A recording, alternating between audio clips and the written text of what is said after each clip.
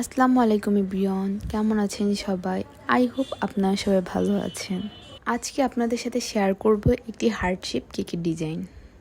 আশা করি ডিজাইনটি আপনাদের কাছে অনেক ভালো লাগবে। সাইডের ক্রিম লাগানো শেষ, এখন আমি ফিনিশিং করে নিচ্ছি। তো আস্তে আস্তে করে আমি ফিনিশিংটি কমপ্লিট করতেছি। তো ফাইনালি আমার কেকের ফিনিশিং শেষ। এখন আমি উপরে সুন্দর করে একটি ডিজাইন করে নিচ্ছি।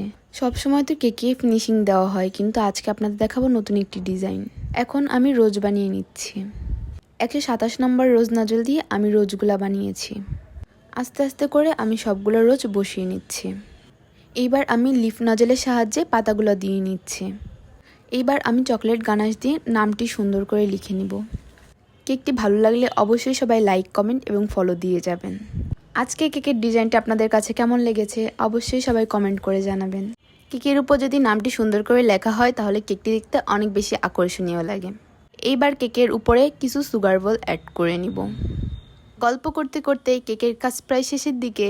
আজকে এই পর্যন্তই। সবাই ভালো থাকবেন, সুস্থ থাকবেন। আল্লাহ হাফেজ।